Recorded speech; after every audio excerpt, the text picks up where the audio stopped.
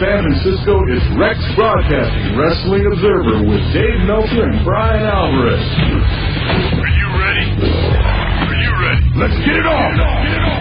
How's it going, everybody? This is Dave Meltzer. We're going to be here for the next 2 hours talking pro wrestling. Of course, we have Bryan Alvarez of Figure 4 Weekly with us. And we will also have as guests in the second hour, Michael Modest and Donovan Morgan, who will be promoting a couple of shows this coming weekend, one in San Leandro, California, one in Lathrop, California, which in and of itself doesn't sound like big news, but Mitsuharu Misawa and Yoshinari Ogawa from Pro Wrestling Noah will be on those shows. Rare U.S. appearances of Misawa, who was, many people consider him the wrestler of the decade in the 90s, and certainly one of the top 5 of the 90s, or top 3, you know, with Steve Austin, Bret Hart, Shawn Michaels, Keiji Muto, maybe a couple of others. But we'll talk about Kenny Kobashi, can't forget him, who's also with Pro Wrestling Noah. We'll talk about Pro Wrestling Noah. We'll talk about Pro Wrestling Iron, the state of wrestling in the United States and Japan, with two guys who do most of their wrestling in Japan full-time with, what is probably, as far as like serious old-school wrestling, Pro Wrestling Noah probably is closest to it of any promotion that's out there right now.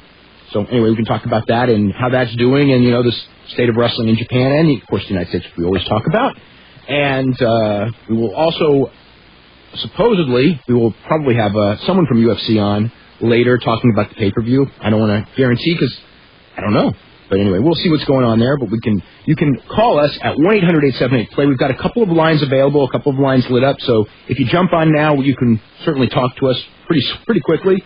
And also you can email to Bryan, B-R-Y-A-N, at WrestlingObserver.com. If you've got any questions, we'll try to get through some email questions. I got my stack from last week or the week before here as well. And, of course, Friday was the debut of TNA Impact Wrestling on Fox Sports Net at 3 o'clock. Horrible time slot, very good show, I think was pretty much the consensus. I love the look of it. And, it was just so much better than Nashville as far as the look and the atmosphere. They concentrated the first show around good matches and a tag team title change with Kid Cash and Dallas losing the title to Chris Harris and James Storm, America's Most Wanted. They got AJ Styles back in the X Division as the focal point of that. They got an international six-man tag with Team Canada, Team Mexico. Good work there. And did a little angle with Jeff Jarrett, establishing him. So I thought very good job on the debut show for the promotion. We can talk a little bit more about that if you watched it, which I don't know if a lot of people did. It's, this is hopefully, we've talked about this before. We talked about when we had Mike Tenay on, this is a long-term project because the time slot's not strong enough to turn things around by itself, but it was a very good debut show. We will be back with more right after this. You can call us at 1-800-878-PLAY. You're listening to Wrestling Observer Live on the Sports Byline Radio Network.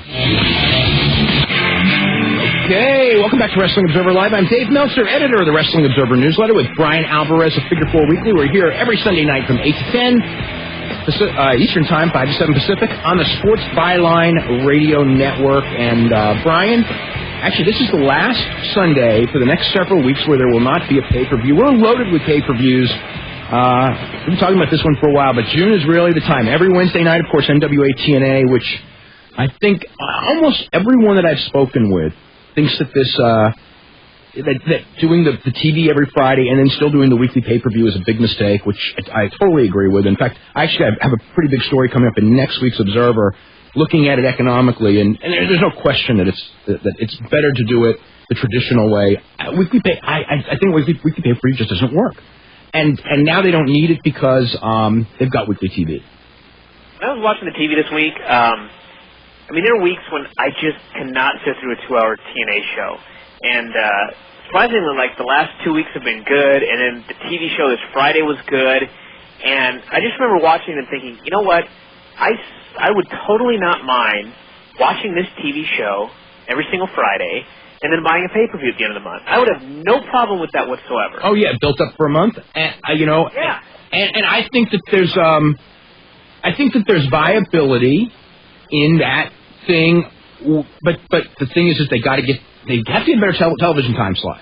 Yeah, the time slot's killer. Yeah, I mean, even if it's the greatest show in the world, and clearly, I tell you, the one thing, another positive is that it probably is better that it turned out this way, you know, after all the losses and everything like that. And the reason I say that is because if the original TNA shows that we saw that first year were put on TV, they would be killer because there were some really bad ideas that first year, and I think that they've gotten all the bad ideas out of their system, and now they've got a product. I mean, the good thing about this product on Friday is it really did not look like WWE. Yeah, and it was entertaining, but it was entertaining. I mean, the six-sided ring, I was skeptical of it. It was positive, just because it was different. The matches, they worked a different style. You know, I know some people go, too many high spots. But you know what? You can't copy what the other guys do because they're going to do it better because they've got, higher paid performers and they got 300-person staff and the whole bit. You've got to go and take and find a direction and hope that it catches on. And this direction takes advantage of the fact that most of the good talent that WWE doesn't have are smaller guys. So you've got to do a smaller guy style match, which is different than a bigger guy style match. You can't do, And they're exploiting that, so that was good. But yeah, I only have one complaint about the show, and that is they need to just cut the pyro because their pyro looks so low rent that they'd be better off with no pyro than the pyro that they've got. Okay. Well, I mean, to me, pyro is such a non-issue. It is a non-issue, but when it looks ghetto, it becomes an issue. Yeah. No, I won't disagree with you there. Okay. So anyway, we've got, of course, pay-per-views every Wednesday from NWA TNA. Okay, we've got next Sunday, Bad Blood from Columbus, Ohio, which is the Raw pay-per-view. Shawn Michaels, Triple H, Hell in a Cell, and Chris Benoit against Kane are the top two matches. Randy Orton, Shelton Benjamin is the other big match that's been announced with Victoria Gail Kim. They have yet to announce a tag team title match yet. Hopefully that will be announced tomorrow on Raw. And then the 20th is the 19th is the UFC. Ken Shamrock against Chemo, Evan Tanner and Phil Baroni, Tim Sylvia against Frank Mir for the heavyweight championship for the top matches there. Then the very next night, the 20th, Sunday, will be the Pride pay-per-view, part 2 of the big tournament. And boy, that tournament is just kind of weird, but there's been a strong undercard. Of matches added this week. Quentin Jackson against Ricardo Arona is going to be a tough match for both guys. Hidehiko Yoshida and Mark Hunt. You've got, gold medalists in judo against a former K1 World Grand Prix champion. So you've got two totally different styles against each other, and probably a very quick match. But it's what it's going to be. Someone's either Mark Hunt's going to knock him out, or Yoshida's going to take him down and submit him, and probably either one's going to go quick. And Kazushi Sakuraba against Nino Shembri, which is Sakuraba going for revenge for that very strange and fluke loss he had when he was destroying Shembri the whole fight, and then Shembri kind of headbutted him accidentally, knocked him out with a knee. And then we've got the tournament matches with Fedor and Kevin Randleman, Naoya Ogawa against Giant Silva, Heath Herring against Antonio Rodrigo Nogueira, and Semi Schilt against Sergei Karatanov. So that's a big one. Then the 27th, the following Sunday, will be the Great American Bash pay-per-view from the SmackDown brand. Yay, with Eddie Guerrero and Bradshaw in a bull rope match and a bunch of other stuff. Okay, Brian, 13th and 27th, the two WWE pay-per-views. What's your prediction of buys? I think Bad Blood will do... Because I got my numbers down. I'm committed. Bad Blood will do 270. Yeah, I got 250. And Great American Bash will do 185. I got 185. Okay, well, we're in agreement on that. We are going to head to the calls right now. We're going to start with Eric in Las Vegas. Eric, what's going on? Hey, guys. How you doing? Doing really good. Just got a couple quick questions dealing with backstage politics, mainly with Triple H and Shawn Michaels. Yes. I constantly hear people just totally dog Triple H for, everything backstage, and most of it is deserved. But I don't know. I look at it as... I don't know that most is deserved, but to say that none is deserved is also incorrect. Well, but the way I look at it is every time someone criticizes Triple H, they should actually be criticizing Shawn Michaels as well, because it seems to me that Shawn Michaels is the one that helped make him the monster that he is backstage, because like everybody knows Shawn's legendary stories of when he was politicking, when he was at the top. Well, the guy who's really the one who I think controlled the group and really was the influential guy, I think, is Kevin Nash. Kevin Nash, yeah. Yeah, because Sean was a great wrestler, and I think that, he got riled up and things like that when Kevin got in his ear, because Kevin's a total politician. Right. And Triple H is a total politician, and, Triple H grew up in the business, so to speak, in WWE around, Kevin Nash and Shawn Michaels, and he, it was one of those things where he was, in the late 90s, Triple H was willed a spot that I don't know that, I'm not going to say he didn't deserve the spot. Right. But he was given the spot, like I remember, long before Triple H ever won the championship the first time, it was just like, it's Triple H's turn to win the title. I was always like, why is it his turn, and what has he done to earn it? And he's a good wrestler, but I never saw him at that time as a championship guy. Now, once he worked the program with Mick Foley, from that point on, he was absolutely a championship guy, and he did a great job as champion in 2000, no doubt. The other thing I wanted to hit on was if the internet was as strong, 7 or 8 years ago as it is right now, what do you think most people's perception of Shawn Michaels would be, considering some of the antics that he pulled, when he was at the top? I think it would be kind of like what the perception of Shawn Michaels was while he was gone from the business. Right. In that he was a very, very talented crybaby. Yeah. And I think, obviously he's changed that perception among the wrestlers. I don't hear wrestlers complaining about Shawn, and believe me, in the 90s, oh my God, that's all I heard.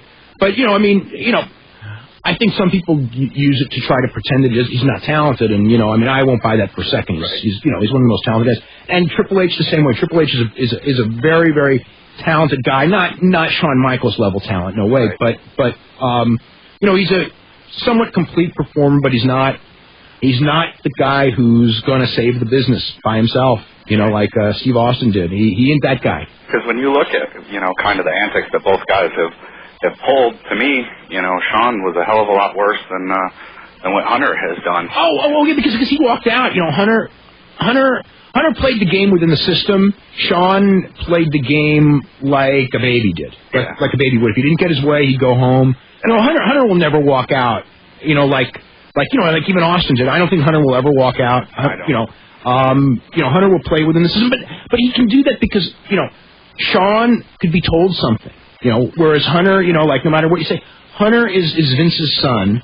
And he's going to do what he wants to do. If he doesn't want to do something, instead of saying I'm going to go home if I don't get my way, it's just that's how it's going to be. He's not going to do it, and they're not going to tell him to do it. And, the last thing I wanted to ask you is. Eventually, when Vince retires and Triple H is pretty much running everything day to day, could you possibly see Shawn Michaels having a Pat Patterson-like role in the Triple H regime? Yeah, I certainly could. Yeah, see, that's just I'll tell you what, on off the record earlier this week when Vince was asked, and believe me, this has been a big subject to me, to a lot of stockholders and things like that, as far as what happens, because. For all the knocks we do at Vince is an amazing guy. He really is. Yeah. And amazing, successful in most things he's done, obviously unsuccessful in others, but very charismatic, incredible presence. He's got something that nobody else has. And Triple H doesn't have it, and Stephanie doesn't have it, and Shane doesn't have it, and I really worry about the business without Vince McMahon. Yeah. I worry about the business with Vince McMahon, but I worry about it even more if he's not around or if he gets old and winds up like Vern Gummy and just out of touch.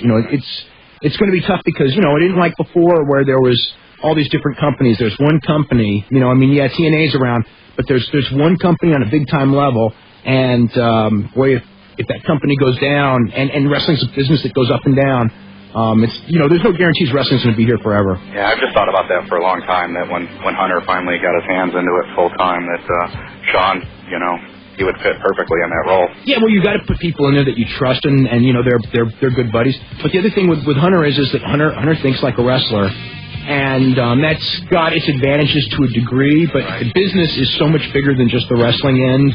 And I don't know if Hunter's got his, I don't know what Hunter knows about the business end. I'm sure Vince is teaching him as much as he can, but some people have the knack for it and the intuitiveness and can do it, and some people you can teach them and they can read and read, but they just aren't going to get it. And I'm sure Triple H is somewhere in the middle.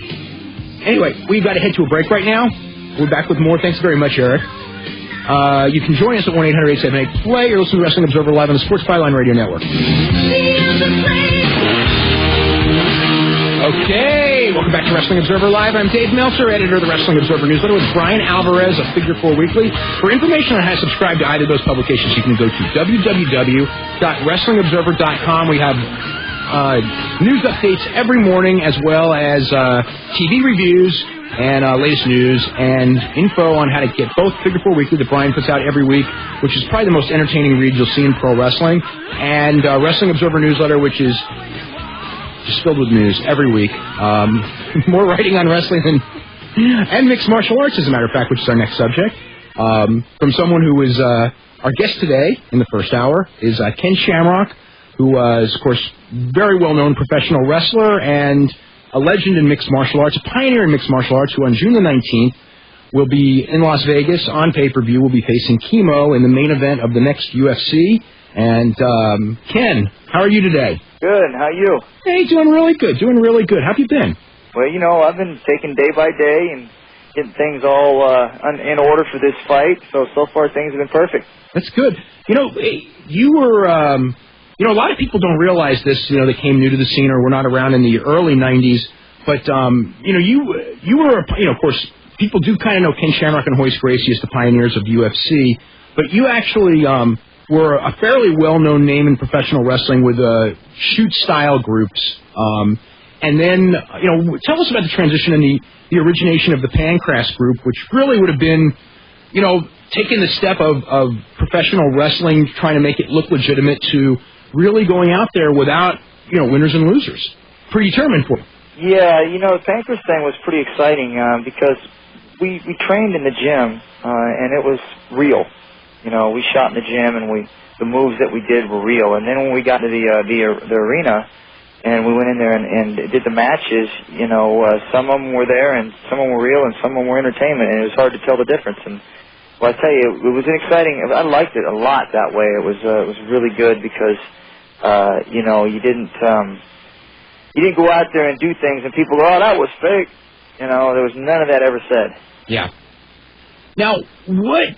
That's a pretty big step, and it was you and, I guess, Masakatsu Funaki, Minoru Suzuki. Were you, like, the ringleaders? Or what was the deal of here you guys all grew up basically in the professional wrestling system, and the first thing in the professional wrestling system is that, and I mean, you did a professional wrestling system, with, from the old UWF type story, thing, which was, make the match look very believable, and it was a solid, stiff thing, but going to, non-predetermined winners, where you're not booking, a direction and things like that, that's a big step for professional wrestling people to take. And, were there people going like, this, because, all along, as a kid, you're always going like, well, what if professional wrestling was real? What if and you're told, well, one, everybody would get hurt. Two, nobody would pay to see it. You're told all these reasons why it can't work, but you guys did it, and, it started the Pancras thing, and then the UFC came, right around the same time, and, here it is 10 years later, and it's changed the business completely. Yeah, it is, and I think there's a place for everything. I think that the thing that the UFC does or the mixed martial arts does is that it adds something there that nothing else has, and that is everything. It is definitely like the old pro wrestling days when they used to do a no-holds-barred match or no-rules match, and you know what? And it was entertainment. But now you got the real deal. Now you have the no-holds-barred fight, the mixed martial arts. Whereas you got, kickboxers, boxers, grapplers, judo, sambo, jiu-jitsu, you name it. All these styles mixed into one. And they get in there and they get it on, man. And so it's got a place for itself, and there's nothing else that can compete with it. Pro wrestling is by itself. It's entertainment, and it has a value. And then there's the real deal, the mixed martial arts, and it has its place. And so I think they both kind of balance each other out. It's been funny since I've been involved with both, that when the mixed martial arts is up and going strong, the WWF is down. When the WWF is up going strong, the mixed martial arts is down. And it's been kind of a funny trend since I've been a part of both of them, and that's just kind of the way it's worked out.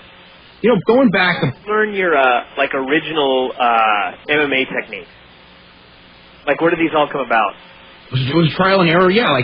Well, you guys trained in the gym, before you ever did the shooting matches. Oh, absolutely. It was a real deal. We went in there, and these moves were real, you know. And then when you got in there and you actually fought, you know, you laid your kicks and punches in and your throws, and then you went for the submission holds, and you know, they really work. And you know, of course, there are times when you're told that you have to take it a certain time and a distance, then you do that. But if you had to get into a real fight, it worked. What did you develop everything? Go, Bryan, go ahead.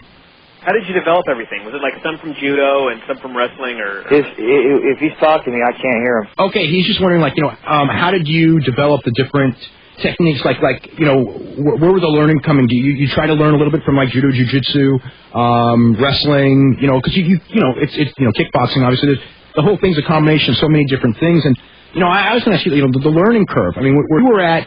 In 1993, when you had your first match in UFC, and you were primarily a submission fighter, and everybody came in with their disciplines, and we kind of learned that if the submission fighter can take the guy down and the other guy doesn't have submission awareness, it's usually going to end pretty quick in his favor.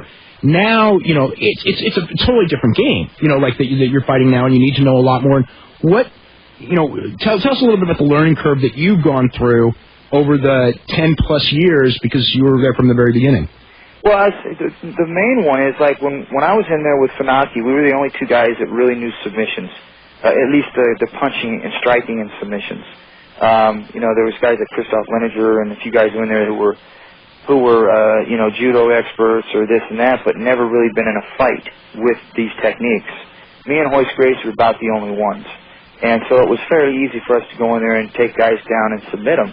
Well, as things changed, you started seeing guys get more familiar with the defending the takedown, knowing what a choke is, knowing what a knee bar or an ankle lock is, and start learning how to escape out of those, and start learning to stop the defense. And then when it changed around, the point when it changed was when Maurice Smith knocked out Mark Coleman.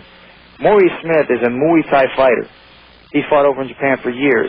He came into this with just one ability. I fought him back in the beginning days in Pancras, and it was a shoot. And I beat him with a heel hook because I took him down. Well, Maurice came to me and wanted to learn more about grappling and more about defending. And once he learned that, Maurice Smith won the UFC, which was predominantly dominated by ground techniques. So he understood what it took for him to win was to stop the takedown, learn how to defend certain submission holds, and get back to his feet and able to land more chances at his strikes. That's when it originally started to change, and then it started went more towards the grapplers. Maurice Smith, Marco Huas, you know, different guys who were strikers learned to defend on submissions. Then it started went back the other way, whereas now the machines go, whoa, wait a minute, these guys are learning to, you know, stop our takedowns and defend our submissions. So now we got to start learning how to punch and make them worry about us hitting them, so they're not just worried about the takedown. So then they started worrying about getting punched with right hands and combinations, and then you can drop and shoot. Now the game has completely evolved into what we call mixed martial arts, truly mixed martial arts.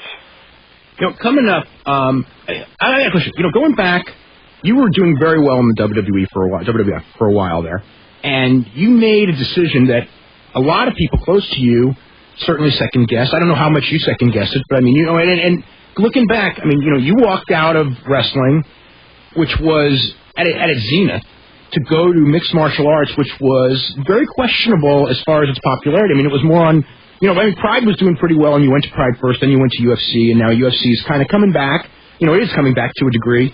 But, you know, what was your thought process? Was it just like, as far as like making that switch back to mixed martial arts from the professional wrestling?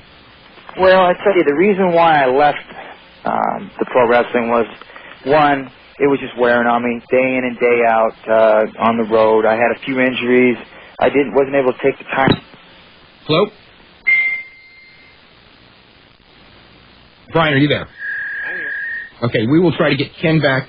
Okay, we're going to go to a break, and we'll try to get Ken back right after this. Okay, welcome back to Wrestling Observer Live. Dave Meltzer, editor of Wrestling Observer Newsletter, with Bryan Alvarez up here for a week. Our special guest here in the first hour, Ken Shamrock, who will be facing Chemo on the main event of the June 19th UFC pay-per-view coming from Las Vegas. And Ken Shamrock, who was involved in, and we'll try to get as much in as we can with Ken, two of the most famous UFC matches of all time, including, actually it's more than two, but the two ones that pop in everyone's head probably, from the early era of UFC, the second Royce Gracie match, and, of course, from the recent UFC, by far the biggest match in the last 7 or 8 years of UFC, which is the match with Tito Ortiz from the end of 2002. Now, before we went to the break, you were talking about the reason you made the switch from WWF back to mixed martial arts. Yeah, one of the reasons was just that the time that you spend on the road is a lot of time. I felt like I was missing a lot with my kids growing up, and I needed to be here more time. And on top of that, I had some injuries, a neck problem, and had it hurt in a match, and went to a doctor, and he said I need to take about 3 months off, and so I went back then and told him, and the WWF is moving out pretty fast, so they released me from my contract due to the fact that I was injured. And so after I was released from the doctor, 3 months later, I started shopping around to see where I could go with some mixed martial arts, and Pride came up with the best deal at the time. The UFC was still having some problems and weren't able to get me in there, and so I went and fought in Pride, had a great time there, and then as soon as I was done with Pride, I had made some calls to the UFC and said, hey, let's put this fight together. I think Tito Ortiz, we've had some heat going on here for the past couple of years. Let's put it to rest. And Dana White stepped up and made it happen. Over the years, since 1995, when you had the second fight with Royce Gracie, which was the longest fight in UFC history, I think it's still the longest fight. It was like 36 minutes. Yeah. And, of course, everybody, when it was over, was interested in a rematch. Now, tell everyone, because I don't think a lot of people realize that, you guys and the Gracies, over the years, there's been talk back and forth, and ultimately, what do you see as the reason why there's never been a third match, I'd say, between the two of you? Me? The reason why I think there hasn't been? Yeah. Because he's afraid. Yeah. That's my opinion. I think he doesn't want that fight to happen. One, the last time I fought him, it didn't work out well for him. We were supposed to fight it was supposed to be no time limit and no rules. And soon, that 3 days prior to the event, they pull us into a room, sit us down, and tell us that there's a time limit on this fight. I've been training for a long fight. I was planning to go however long it took to beat him down and wear him out and do everything that he says that they're great at. One, they don't get tired, and two, that they're the best submissions in the world. So I had a goal in mind, and it was cut short. They gave us a time limit. And if anybody saw the fight, there was no way I was tired. I wasn't even close to being tired, and Royce Gracie was barely out of the ring. So, my opinion, Royce Gracie doesn't want that fight to happen. And we've tried to make that thing happen even after that. We even tried to put our own little promotion together to make it happen. And, they come up with ridiculous types of stuff, like wants me to drop down to 190 pounds. I haven't weighed 190 pounds since I was a freshman in high school. I'm not about to go back down to that weight. If he wants to come up weight, I'll meet him halfway, but he won't even do that. Now, as far as Tito Ortiz, do you have a goal to get a rematch with Tito Ortiz? Absolutely. I'd really love to have that match happen again. Not to say like I said, I don't cry over spilt milk, and I'm not making excuses for anything. But you know what? I've been in this business a long time. I made a lot of things happen. I've given a lot of people rematches. I'm giving Chemo a rematch. It's been happening 8 years ago, and he stepped up to the plate and wants revenge or wants a rematch, and I'm stepping up. I'll fight anybody that is put in front of me. And in return, I would hope that the younger guys would, take a look at some of the guys who fought earlier who didn't pick their fights. One, this is a great fight. It should happen. Tito Ortiz, Ken Shamrock should happen again. The only way it won't happen is if Tito won't let it happen. Mm. Now, but viably, you have to beat Chemo or else to make it marketable, I think. Absolutely. Chemo's got to go down, and then after Chemo, then it's Tito. Hopefully, it's not Tito. Royce. Who knows? But it's I know Tito will probably. I think that he'll probably take the fight, and I know Royce Gracie will not. So that's the one that'll probably happen. As far as anybody else besides Royce and Tito that you really want to fight? Is there anybody besides Royce and Tito that you're interested in fighting, like right off the bat? Yeah, after Chemo? Yeah. Tank Abbott. Tank Abbott? Oh, okay, now, from a marketability standpoint, Tank Abbott, Ken Shamrock, of course, because of all the talking that's gone on for years and years and years, makes sense. I think people would have bought that fight, and I know that UFC wanted that fight to be on the 19th, and, obviously you were there ready, and what happened with Tank? You know what? I haven't talked to him. Oh, and I don't think Dana's talked to him. He just kind of disappeared. We were going through all the negotiations. trying to make the fight happen. You know, he tried to get in my face at an event in L.A. The audience, I knew he was there, so I punked him out. I got him thrown out. Tried to get him into the ring then, and with all this in mind, thinking that he was going to fight. All this stuff would be a great build-up to the fight. Well, I remember when that thing happened at the UPW show, I was thinking this is perfect for because they're going to fight in a couple months. Yes, and and the thing is, most people go, well, Ken Shamrock's a great worker, man. He makes things look real. But what people don't realize is that I may make things happen, but when they happen, they're real. They're not fake. So things that I do to Tito and the things that I do to Tank, they're not planned. It's things that I do, that I make happen. And I know how to build a fight. I know how to get things going. I know how to get under my opponent's skin. And that's what I do. And it's not that I'm trying to do a pro wrestling style gig or anything like that. That's just me wanting to get a fight going and wanting to get my adrenaline going. Now, when you fought Tito, which was you were 201 pounds, which surprised a lot of people that you would come in that light. Going back, what do you think that you did wrong, or do you think you did things wrong, or it's just a matter of physically with your knee, or what's different with this Ken Shamrock that's going into the cage in a couple of weeks, and the Ken Shamrock that went into the cage against Tito Ortiz? I think I had a mental block. I had some problems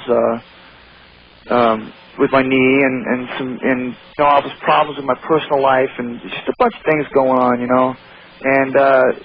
I never dieted before. It was always open weight classes. I never had to diet. I always walked around about 217. The last time I dieted, I think I was a sophomore in high school for wrestling, and that was the last time I dieted. So, and I did one Muay Thai fight in Japan. I did the same thing, dieted. So it was probably about 12 years since I really had to diet. And I did a lot of things wrong, and first time dieting, thinking it's no problem, I could lose 8, 12 pounds. I just made a lot of mistakes with my diet, a lot of mistakes with my training, thinking that I could go ahead and fight no matter what was happening to my body, I could still do it. Because I've always been able to overcome any injuries or anything. I've always been able to do that. And I wasn't able to. So, I got that, and it just goes right down to it. I mean, that night I got beat by a better fighter, a better prepared fighter, and he was ready, and I wasn't. And that's just the way life works out, man. And that's how games and fights and events happen. Some guys come back and everything's on, and the other ones aren't. And you know what? That's just the way things go. And I'm not going to sit down and say, well, I'm done, I'm over. It's not going to happen. I'll come back and I'm going to try it again. Now, for this fight, one of the things that's been different that, I've been reading about is, you trained with a guy named Eric Paulson. Before, I don't know, did you control your own training? I mean, you trained with the Lions Den guys for 10 years, or it seems like 10 years, for many, many years, and you went out of the Lions Den.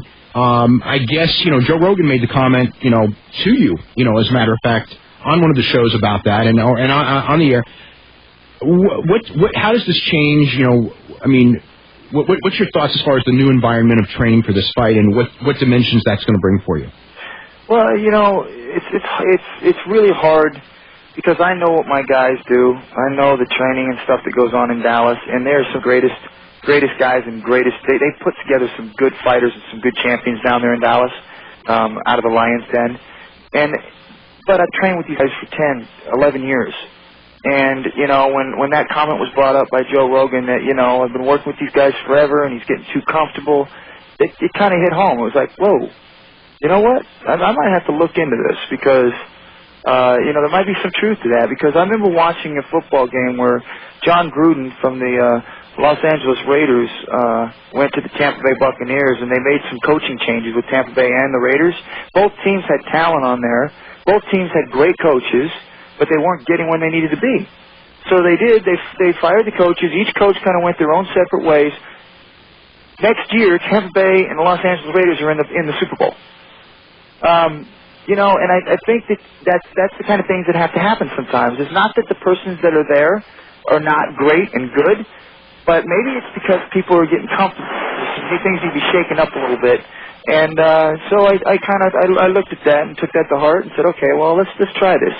And like I said, take nothing away from the guys in Dallas because I would send anybody there in a heartbeat to get training. But for myself, I needed fresh blood. I needed people that didn't know me. I needed people that didn't respect me, or not respect me, but didn't have that training atmosphere with me all the time. And guys that would come in there and maybe take some pot shots at me, and maybe try and take me out here and there. And getting some fresh faces in there and some young guys in there who are cocky, that puts me on my toes every training session, and it makes it difficult. So I think it's a benefit to do that. What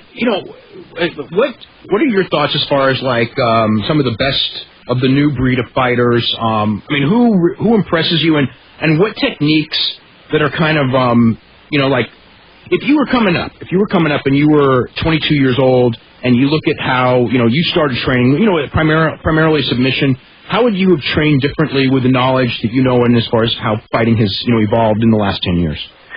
Well, I think for sure I would have definitely done a lot more stand-up and developed more of that. My submission skills were good. My conditioning was good. And I think it's just the only thing that I've much improved now has been my stand-up. I think back then was the only thing that I really lacked. Today, it's like I'm well-rounded, ground, stand-up, everything. The only thing I don't have is that youth. Yeah. And you can't train for that. No, physically, I mean, compared to, how do you feel going into this fight? Oh, I feel awesome. I feel really good. I feel confident.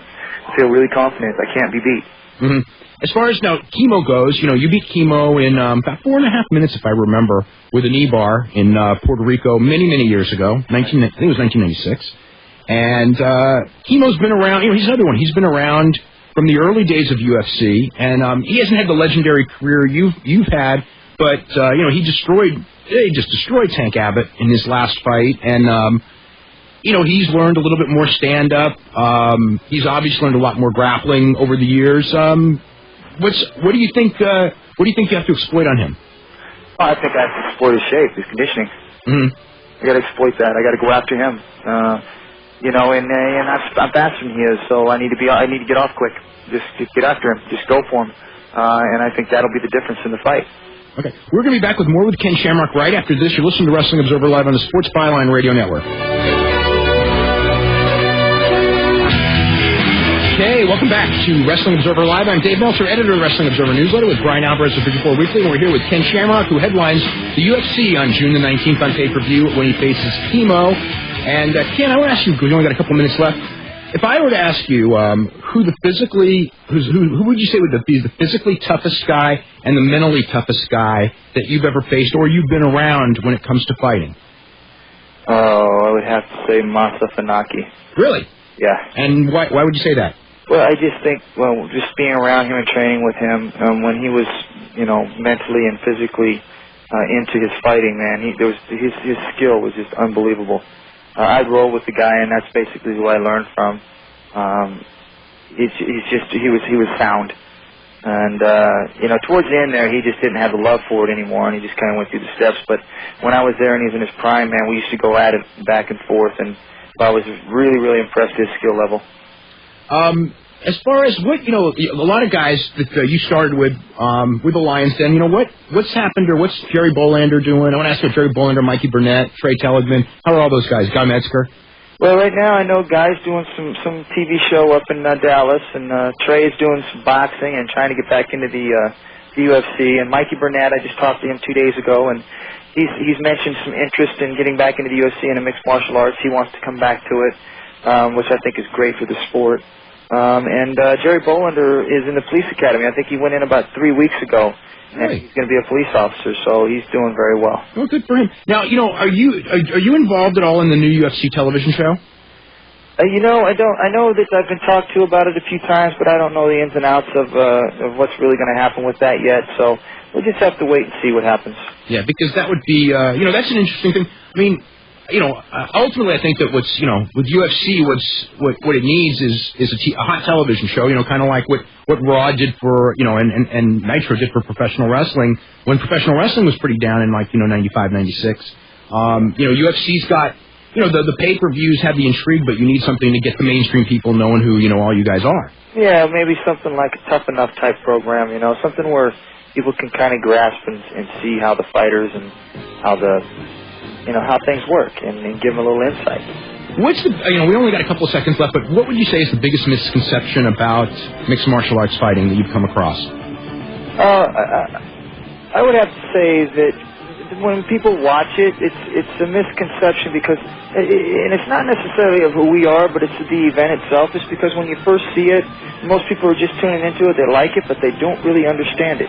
But once they start understanding, they find out that, wow, these guys are the most skilled fighters in the world. There's just no question about it. And I think that's where the misconception is, that we're out there and just fighting. But the things that go in to do this type of fighting is just above and beyond anything I've ever been around. I've been around a lot of sports. Yeah, I don't think people understand just the incredible training that, the top fighters have to go through. Ken, I want to thank you, and I want to wish you the best of luck on the 19th, and good luck against Chemo, and we'll hopefully be talking to you soon after that fight with a W in the column. Thank you very much, and I appreciate you guys having me on, and I hope to be on soon again. Okay, great. That was Ken Shamrock of the UFC, and we'll be back for the second hour right after this news break.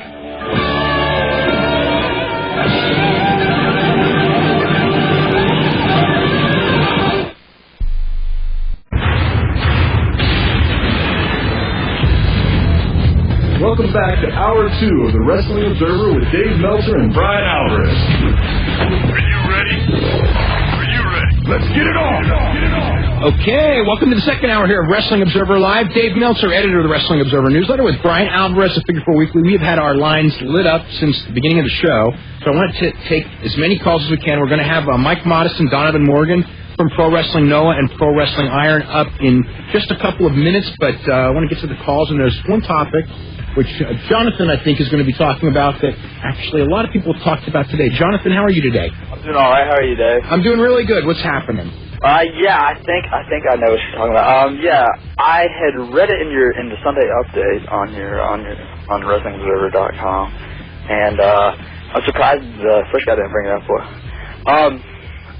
And I'm not surprised. It doesn't surprise me at all that it came from Bradshaw, but apparently over in Germany, the Nazi salute from Bradshaw, I guess. It was goose-stepping and doing a Nazi salute at yesterday's show, not at today. Today's show we didn't do it, but yesterday's show we did.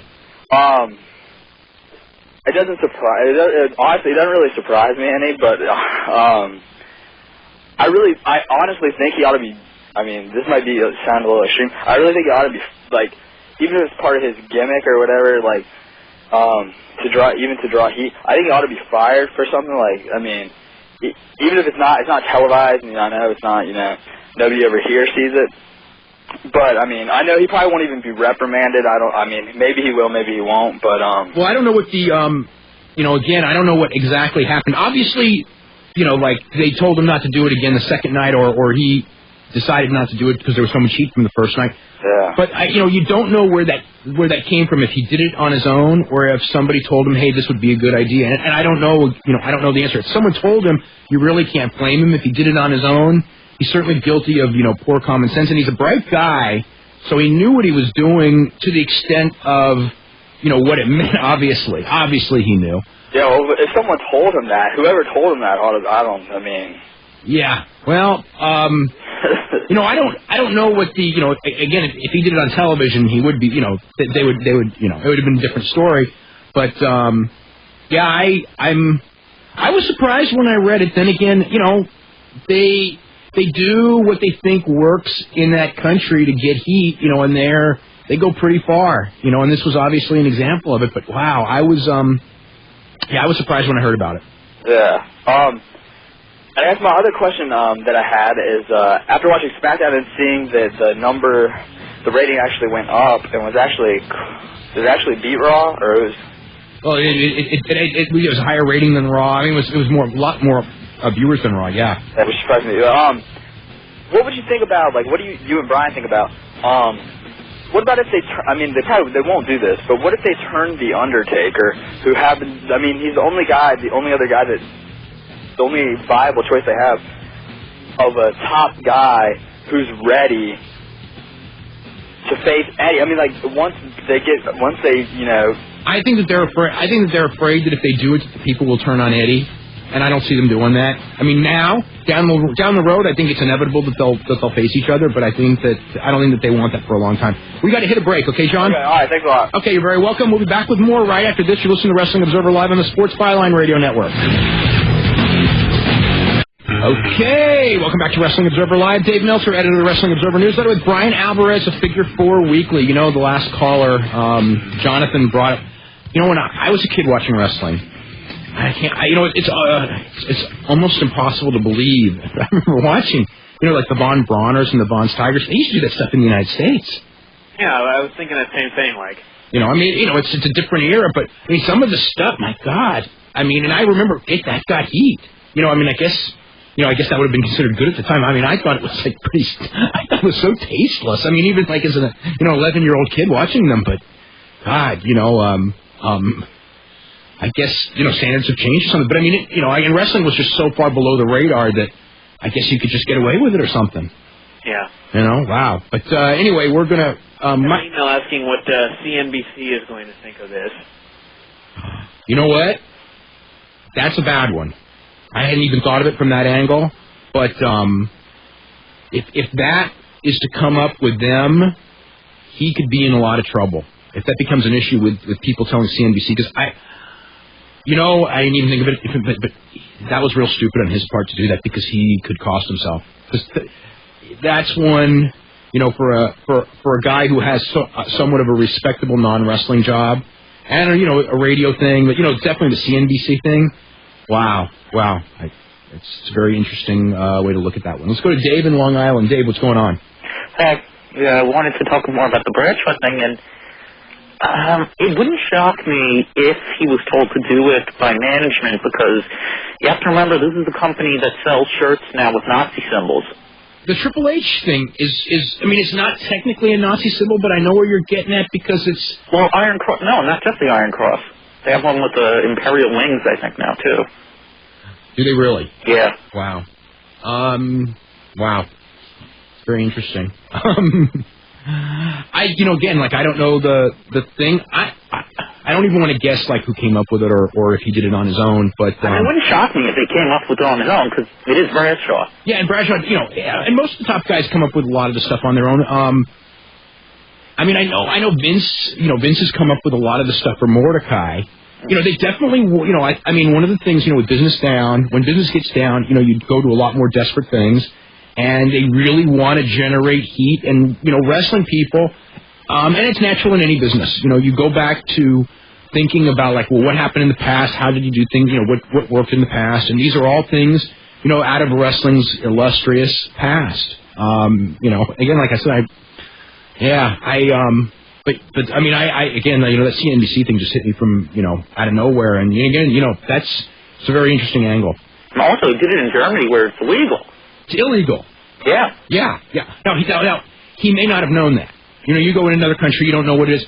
I don't know that they didn't know it, but I'm guessing that they didn't know it was illegal in Germany. But the fact he did it in Germany, it was wow, they were, but then, what do they know when they go to these foreign countries? Okay, they want to do something, to make it sound like they're, something that reverberates in their own culture. And I'm guessing, as a heel, going into, West Germany, it's they probably, hate Hitler. So let's do something. That's the first thing you're going to think of when you're an American and you think of Germany and you're, Bradshaw's age. So maybe that was, what popped into his head. Well, this is the best way to get heat. If you go to Mexico, the stuff that he's doing with Mexico swimming across the border and all that, and with the Eddie Guerrero feud. All of that stuff it's the same type of thing. It's just that this was probably, obviously far more extreme. Yeah. Now, WWE seems to be losing touch with reality even more. It's just as far as they don't seem to understand what people find acceptable. More so than in the past. Well, I think that what happened was in that real successful era, they were out there testing limits, breaking limits, and now they think that, we've got to go back to what got us there before. And, a lot of that stuff was testing, again, a lot of the stuff that they did before, with all the doing the suck it with all of the the teenage viewers and everything like that. That was kind of tasteless to a whole lot of people in that era too. Apples and oranges, though. What? Apples and oranges. Yes, it is. Yes, it is. I think I not just WWF, but people in wrestling live in an insulated world. Because they spend so much time on wrestling, they don't see the real world, and that that causes them to do things that the real world would look at very differently than people in wrestling would look at. Yeah. Do you know what Gunn and Holly's finisher is called now? No, I do not. The GHB. Okay. The Holly Bomb. Yeah. Oh, is it really? Yeah. Are you checking that out? Wow. Really? Wow. Well, there you go. Yeah, I mean, that just shows how out of touch. That's out of touch. They're a babyface team now. Well, they're supposed to be baby. Yeah, they're a babyface team. Yeah, I mean, it's not even that they're heels. I mean, that would be one thing, but... Yeah. Wow. Well, I don't know what to tell you, but that's a good point. GHB for a finishing hold for babyfaces, or for heels for that matter, especially because of, especially since it's wrestling, you know what I mean? And there's, and Eddie Guerrero was just on the show a week ago, talking about, taking too many scoops of GHB and nearly killing himself in a car wreck. Yep. So, yeah. And before I go, I just want to tell you, I was able to see online the Wrestling Channel showing of next week's CMLL. I don't know if you've been watching the show every week, but you have to see next week's show. Really? It is an excellent show. Now, what matches? It is Volador Jr., Virus, and I'm forgetting. Volador Jr., Virus, and Alan Stone against Zambito, Violencia, and I forget the third. Now, this is not going to be on Galavision next week. This is Wrestling Channel. Next week's Galavision show. Oh, it's next week's Galavision show? Okay, well, I can always watch. I can watch that for sure. Yeah. Yeah. Okay. I'm just not sure because you haven't been covering it, as much with TV reports and stuff. But anyway, that and main event is Olympico and the former Infernales against Satanico, Felino, and Negro Casas. And it is probably the best Negro Casas has been in a long time. Well, and I'm looking forward. I'll make sure next Saturday afternoon to watch that show. Plus, of course, Guapos University, which I'm sure Brian's looking forward to. That's right. I love Aluche now that he's in this gimmick. Mm-hmm. Is that the guy? No. Is that the guy that Vampiro nailed on Friday, or is it a different guy? Yes. Okay.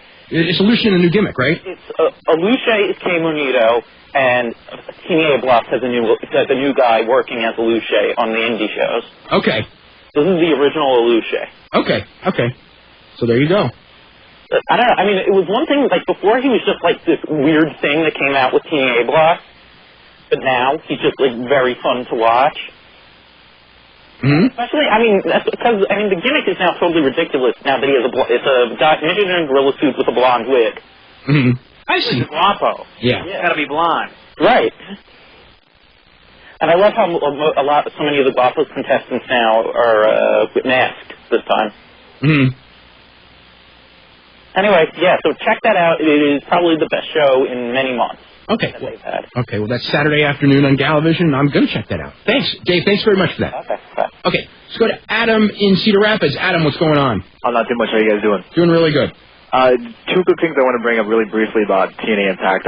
I don't know why a lot of people didn't get to see it. It's kind of baffled my mind, but a lot of the reviews I saw that it was actually a lot of first-time people actually even seeing the product when it's been around for 2 years kind of find it very odd that they didn't go out their way to get it on pay-per-view. But one thing that it didn't really bother me so much, but the Ghetto Pyro, as Brian mentioned earlier, was kind of noticeable. But the graphics and everything were really top-notch over the stuff you see in the pay-per-view. And my only problem is that they're going to look at the first-time viewers, they're going to see this show, and then they're going to go to buy the pay-per-view, and it's going to go from like an arena to a barn, and they're going to be like, what am I ordering here? It's just a totally two different looks. It's like night and day, as one wrestler described the event. So well, I think that we all know that there's a lot of things that they have to do, and one of them is those pay-per-views have to come from Orlando now. Yeah. Because you can't have the $9.95 show look dingy and the show look as good as the pre-show looks. You can't do it. And I heard there was a Panda Energy official, one of the top-ranking one, I believe, was at the show in Orlando. I'm not too Bob Carter was at the show. Yeah. And Dixie was there, so there's, I don't know how many others, but, I know Bob Carter was definitely there. Okay. Yeah. And one other quick thing to note.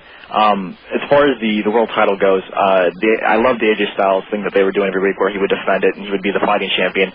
And then they put it on Ron the Truth Killing, which was an okay change too. But then 2 weeks later you have the belt back on Jarrett, which confused me. But then I also understood that when they're going to debut on television, they kind of want more of a bigger name. But did you know exactly why? Was that pretty much the only reason they put the belt on Jarrett, or was it just because they decided to do that? I mean, it's Jeff's company, and Jeff didn't care what they did or what Dutch wanted, but he wanted the belt when they started. And in Jeff's mind, it's because, you know, he's got more credibility to the mainstream audience than the unknown guys, and he thought it would be the best thing, and he's Jeff, and that's how he's going to look at it. And I agree with him. I mean, to start, the first time on TV, I think that Jeff should be the champion. But I think that, you know, long-term, Jeff shouldn't be the champion. You need to build some, you know, take someone and build someone up from this point on. Okay? Thanks. All right, Adam, thanks very much. We're going to have Mike Modest and Donovan Morgan up after the break. You can also call us at 1-800-878-PLAY. We got a couple of lines available if you want to talk at all about Pro Wrestling Noah, Pro Wrestling Iron, or the current pro wrestling scene in the U.S. You're listening to Wrestling Observer Live on the Sports Byline Radio Network. Okay, welcome back to Wrestling Observer Live. I'm Dave Meltzer, editor of the Wrestling Observer Newsletter, with Bryan Alvarez of Figure 4 Weekly. If you're looking for info on either the Wrestling Observer Newsletter or Figure 4 Weekly, you can go to www.wrestlingobserver.com. We also have daily news updates as well as reviews of the WWE house shows and all the TV shows of the last week. They're up there right now. And our guests for the rest of the show will be Michael Modest and Donovan Morgan from Pro Wrestling Noah, Pro Wrestling Iron, the Pro Wrestling Iron Dojo, so you can talk about wrestling training. We're going to talk about a lot of different subjects, including wrestling in Japan, their shows coming up this weekend, and their gym. And anyway, Mike and Donovan, you're both here, right? Yes, I am here. Okay, good enough. First of all, I guess the first thing we'll talk about is you guys have shows on... is it Friday night in San Leandro, Saturday night in Lathrop, California? Yeah. Bringing in Mitsuharu Misawa and Yoshinari Ogawa from Pro Wrestling Noah, as well as BJ Whitmer and the SATs. And, you know, of course, you guys regulars with Pro Wrestling Noah, which is, you know, when I watch the Pro Wrestling Noah big shows, especially, you know, the Budokan shows and some of the other ones, it reminds me more than any other promotion of, not so much style in the ring, but the way the show goes of an old-time, I guess, Lewis kind of wrestling show where, you know, you build up the show. I mean, the main events are more often than not off the charts. The preliminary matches, but, I mean, everything builds. And, you know, you guys have your certain thing, and when you're in a main event, you know what you're supposed to do, and when you're in a prelim, you know what you're supposed to do. And, you know, what's your thoughts as far as that? Because it's very different from a lot of, I'd say, modern wrestling where the show doesn't build in the same way. Yeah, a lot of promotions nowadays they try to make every match the main event, or I'm not sure if the promoters do or the wrestlers do, but in Noah, you know, I mean, you're just not going to beat, you know, like a Kobashi and Junaki Yama at Tokyo Dome. You're not going to beat that match. That is going to be the main event of the night, and no one's even going to try. You know, I mean, it's going to be an awesome thing. So. To me, it also reminds me of like the old NWA. Growing up as a wrestling fan, I always liked the NWA better because the NWA, the wrestling was what was important. The contest in the ring, guys vying for the belt, you know, just the competition side of it, rather than, you know, who's a good guy, who's a bad guy, and the other storylines of, you know, well, he took my girlfriend and all that nonsense. And Noah, it's just the wrestling, and the match is the key thing. It's the important thing. It's what gets over too. Exactly. Not the you know, the broad sleeping with this guy or whatever. It's definitely the wrestling that gets over. You know, well, you guys have been on cards now and seen some main events that I mean, atmosphere-wise, I mean, you were there. You guys were both there at the Misawa Kobashi match because I think we. Dave, is Donovan on the line? Yes, Donovan's on the line. Okay, I can't hear him. That's the only reason I asked. Okay. Oh, okay, yeah, Donovan's on the line. Brian's on the line too. Yeah, I mean, I remember we had, you know, Donovan, I remember talking to you about that match, you know, like right when you got back. Right. And, I mean, looking back, you guys have been going there now for a couple of years. You know, I'll ask Donovan first. You know, Donovan, what would you say is your highlight as far as, you know, what you've seen there and your own experiences, you know, working in Japan? Well, you know, I think when Mike and I first started going over there, it'll be 3 years in July. So, I mean, I can't even, it was a blink of an eye. But when we first went over there, we knew what Noah was. We watched it on tape, but we had no idea that we would be getting into such a great company. And so to wrestle Kanemaru at the Budokan, my first time over for myself was that was the biggest highlight of my career. And the only thing that would ever top that is if I was able to wrestle Modest at a big show in a singles match. That would definitely top that, because I know we could have a great match. But as far as other people, definitely the Misawa Kobashi match was the biggest highlight as far as, apart from myself. That was just an awesome match to be there live to see. Here I was in Japan, I worked on the card, and then I'm watching Misawa and Kobashi wrestle, and I just thought, God, how lucky am I? This is something that I would have definitely wanted on videotape, but videotape just doesn't do it. When you're standing at the Budokan Arena and you're looking around at all the people, and it was funny, most matches I like to watch from the floor, but that match I wanted to go up to the nosebleed seats because I wanted to get the full view of, the whole thing. I wanted to see all the audience and everything, and it was awesome. For me, the most memorable match to date was when I wrestled Ogawa. So that was your first big match there. Yeah, that was my first big match there, and that was like the first match that I ever saw myself participate in, and I watched later on tape, and I went, wow, that was a perfect match. Mm-hmm. That was a good match. And there was nothing that I really over-critiqued myself on. I really was happy with what I did, and I was really happy with the match.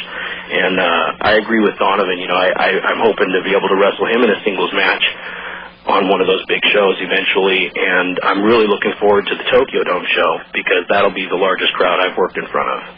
Now, for you guys, besides what you're doing there, which is pretty much of a full-time job, even though it's you have the time off, but when you got that time off between tours, you got to rest because this is a physically tough style. It's a trip. The thing I never realized is when I got home, I thought, oh man, I'll be home for a month and a half, and I can just kick back and live the pro wrestling lifestyle. But now it's like when I get home, it's the baby, it's pay all the bills, it's fix the cars. All the things that I don't get to take care of while I'm in Japan, I have to crunch it all into a very short time frame. So it is full time, even though we aren't over there, 365 days a year. It feels like a full time job. But you're also, running your wrestling school and you're promoting some shows like the shows this weekend. And I know, now where does television stand? Because I know when I've talked to you guys that you've been talking about television for the fall season, if possible. Oh, we'd love to get TV, but we're just taking things one step at a time. Now with these next tapings, Friday and Saturday, we're going to have a TV quality product. So now that's something that we can take show to different sponsors and also shop around to with the TV market. So that's really what we're concentrating on now is just getting some good shows in the can and just having some good footage. Okay, Donovan. It's really hard sometimes to talk about it because it is the wrestling business. So we do have a station that has approved us for TV, but you can't talk about it because of what might happen, what other people might do. You never know. So plus, if you say yeah, we've got TV, and then for some reason we decide not to go with that channel or whatever ends up happening. We've always been the type, the first show when we had the Noah guys come over, we didn't advertise them, and the reason we didn't advertise them was because we weren't sure up until a week before the event whether or not they were going to be there.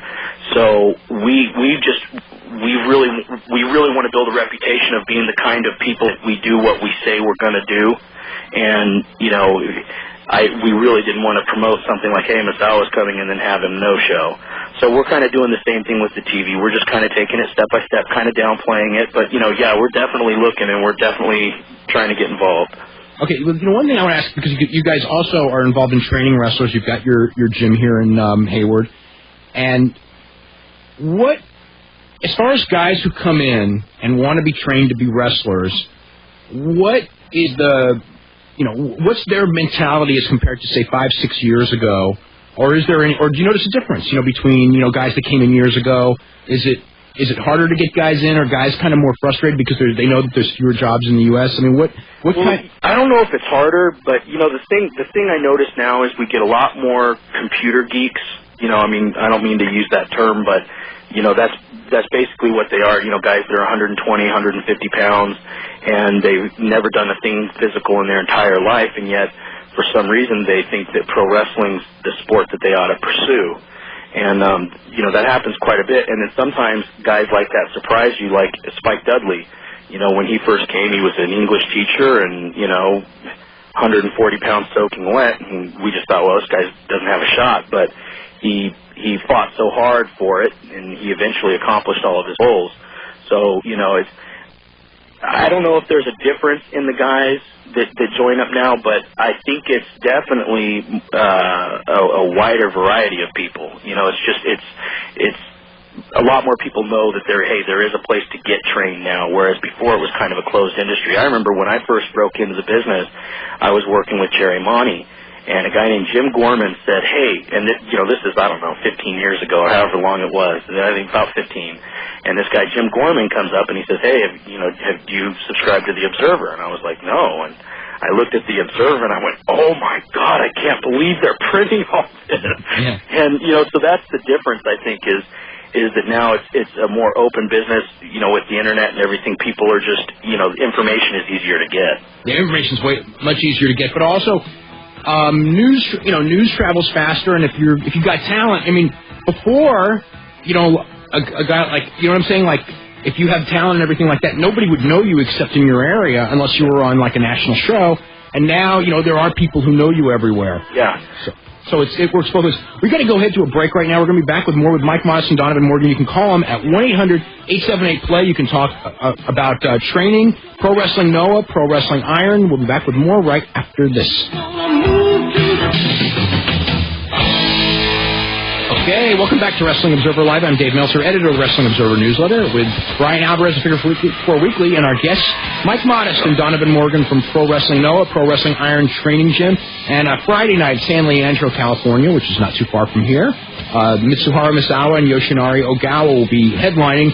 Very rare U.S. appearances. I think, aside from the last time Misawa came, and also a Saturday night in Lathrop, California, I'd probably be just about the first time Misawa had wrestled in the United States in maybe, I'm thinking 10 years or so. Yeah, someone actually told me it was as much as like 17 years. Well, I saw him wrestle as Tiger Mask in I remember that Crockett Cup, so I'm thinking that's Baltimore, Maryland, or it might have been New Orleans. I forget which. I was there live. And then I saw him wrestle in Kansas City once, too. Oh, no kidding. And that would have been, I don't know, 89-ish, 1990. So, and I don't know that he's wrestled in the States other than that, perhaps in his whole career. One of the all-time, he's really one of the all-time legends of the business. I mean, I know you guys would agree with that, and Ken Kobashi, and, it's something to watch. You guys are out there with those guys that you watched on video for all those years, and, now you're out there, and you've been in the ring with them, both many times. How did you approach him about coming to California? What's that? Yeah, how did you approach Misawa and Ogawa about coming? How did all that get set up? Well, actually, they have their working visas and stuff, and they wanted to come out, and so they talked to us about. They actually talked to us about it, and we said, okay, well, why don't we shoot for these dates? And this show, Dave, even aside from like them, as far as who's coming in, like Sumi Sakai's coming in from Boston to wrestle Sarah Del Rey in a women's match, so that'll be good. And then we also have like even Chad Collier called me today about coming and working the show. So it's going to be a really stacked show. But as far as they're the ones that pretty much said, hey, can we come down? The last time we were there, they were really impressed with what we had done in such a short amount of time. Now they're even going to be more impressed because the look of our show is completely not indie now. Mm-hmm. So, when we did our show on August 2nd, Hello, you there? Well, I can hear you, Mike. Yeah, go ahead. We thought the show came off really well, and But we took a long break before, you know, we tried to run anything big again. We ran a few small, you know, little indie shows, and with not even the idea of really making money. More so, we ran them just to keep the guys a little busy and to keep our name out there just a little bit. But this is, as far as I'm concerned, this is our next show from August 2nd. As far as I'm concerned, we really haven't done another show until now. And I think you're going to be very impressed, Dave, when you see what we've done in a year. We've come a long, long ways. And we, you know, to date, Donovan, myself, and Frank Murdoch, our other partner, we've all made exactly $0 from this company because everything that the company brings in goes right back into the company. And that's one big advantage we have over other companies is that Donovan and I, we make our living somewhere completely different. We don't rely on iron to make our living. So everything that iron brings in is all for, you know, iron, the entity itself. And like when you say, Dave, when you say like, what's it like working for Misawa and being around those guys like Kibashi? You know what it's like? It's like I've been back in the locker room at a lot of, you know, WCW, WWE shows, and Kibashi, Misawa, and those guys, they love wrestling. You know, they also, you know, get paid very well, but they have earned the spot that they're in, and no one has given them their title match with Hulk Hogan their first, you know, time in the business. They're all, the thing that's trippy about Noah is, and I know exactly what Donovan's saying, when we're there, we love it, and we love everybody in the company. All the guys are great. And the reason why is because everybody in the company pretty much is in it for the love of the business, not the love of the money. And, you know, the money is an afterthought. Hey, the money's nice, and you wouldn't do it for free. But at the same time, we're all doing it because this is what we love to do. And if we didn't, we wouldn't have lived in a wrestling gym with leaky ceilings for, you know, 2 and 3 years. Yeah. You know, I want to ask you also as far as, like, you know, you guys have been in the ring a lot with Marufuji and Kenta and some of the other guys. Who else? Of the young guys, I don't know if they're guys that have debuted or, you know, are there guys around that you see maybe in the gym or something that you see like as, you know, even, you know, more guys that we should like all be looking out for? Well, Suzuki, have you guys? I've seen a lot of him, yeah. Man, Suzuki, I think is incredible. Yeah. And he's only been, you know, actually like in the ring for what, Donovan, like a year? Yeah, he's been wrestling for about a year and a half. About a year and a half, and for a guy that's been wrestling a year and a half, I think he's amazing. Yeah, he's definitely going to be a star. Yeah, there's no doubt that within a couple of years he's going to be Marufuji Kenta type class wrestler. Mm-hmm. There's no doubt. As far as other guys coming in, the thing with Noah and just Japan in general is, you know, they don't really do the wrestling school thing. So they don't really have anybody paying to come to a dojo to learn how to do this. Basically, they let you try out for free, and if you try out and you succeed, they beat the crap out of you for the next 2 to 3, 4 years until you either quit or they start to like you and you start doing something in the business. Last time we were there, I think there was maybe two Japanese young boys that were training. Neither of them, you know, you can't really see any promise because right now all they're doing is 1,000 squats a day, 500 push-ups, that sort of thing. They're not even really allowed to get in the ring. I want to get to the calls. We're going to go to Matt. Matt, what's going on? Matt, are you there? Hello. Is that Matt Burns? Maybe. I guess he's not there. We're going to go to Noel in Jacksonville. Noel, what's going on? Yeah, not much, man. I just want to ask, I have 2 questions, if that's okay. Yeah. First one, I want to ask, what were his thoughts and perceptions, because there's been mixed feelings with different wrestlers with the filming of Beyond the Mat. What were Mr. Midas' thoughts and perceptions about how they were portrayed in the film after all the editing, and just what he thought about it? I liked the movie. I thought the movie was really good. I thought it was well done. You know, Barry Blaustein definitely had a story to tell. And like every movie, like a movie guy. Every movie, yeah. Anybody directing a movie, you got a story to tell, and if you don't tell it, it's not going to be an interesting piece. So, you know, some people weren't happy with the way they were portrayed, and you know, but they should have seen the writing on the wall. I mean, that's the story he was looking to to write. So there was a couple of things he bent the truth on as far as, I was concerned, but I thought it was pretty accurate, and to me it gave a pretty good picture for someone that wants to get into this business. It gave them a real look at, hey, this business isn't all glitz and glamour, man. There's a lot of indie shows, a lot of times working in front of 75 people, and it's not a good feeling when you're somebody like the Honky Tonk Man or Jake the Snake Roberts, who has been working in front of, sold out houses with WWE, and now all of a sudden they're working, Calusa Fairgrounds. Yeah. So this business has a lot of very I don't want to say negative or dark sides, but I guess that's a better word than any other I can come up with. It does have a lot of dark sides, and very, very really put that out there and showed people. It's reality. Yeah. I mean, but I have another question for everyone, if anybody knows, because my idol in the history of pro wrestling is the Dynamite Kid, and I'm trying to locate him because pretty much what I'm wanting to do is run across America so I can raise money for him, just so he could be able to walk again. From what I understand, there can be an operation done for his back. Is there anybody who's heard anything from him in Japan, or any journalist who knows where he's at? I could probably find something out, but, currently I don't know anything about the guy. I think there'd be people in WWE who would know, because, for one thing, they just got back from England, and Benoit was there, and I would think that, I would think that Benoit would have at least called him, because he is his idol.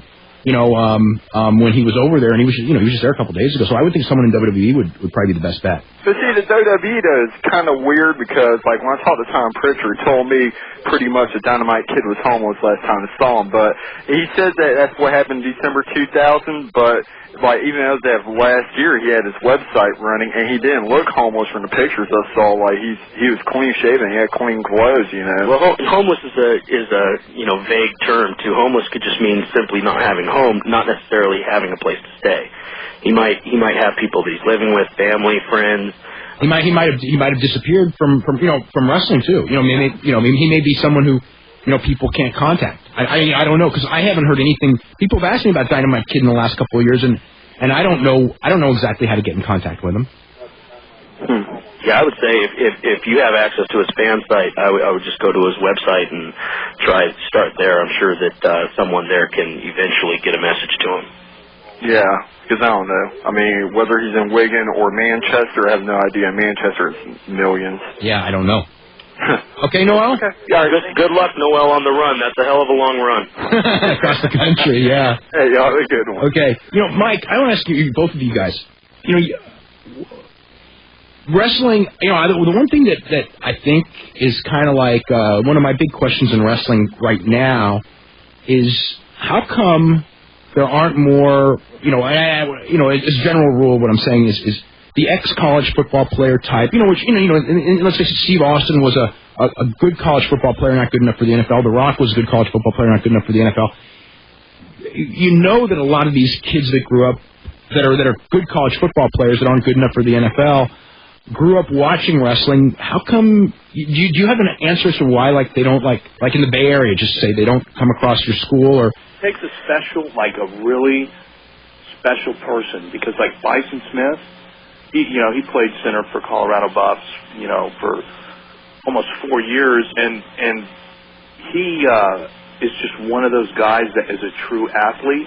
But on the flip side of the coin, he doesn't have that monster ego. And a lot of these guys, I think that because they played football for so long, and wrestling's a far cry from football, especially when you're on the indie level and you're wrestling in front of 100 fans instead of playing football in front of, even if they weren't good for the NFL, they were still playing football in front of, 50,000 people. Mm. And so for a lot of these college players, that's a hard thing to swallow. But Bison did it really well, and I think there's other guys out there too, just like him, that can do it. Well, that's what I'm saying. But even in when I look back at the old days of wrestling, there really were a lot of guys that went from the college football thing in, and now, then you know how hard it was to get into pro wrestling in those days, and now it's, at least there are schools and there are places and you can start, and I think that, some guys have to go in there and go hey, if I make it in wrestling, It can be a really good life, especially if you're a big wrestling fan. And it just surprises me that we really don't hear that much about that many people who do it. Yeah, we don't.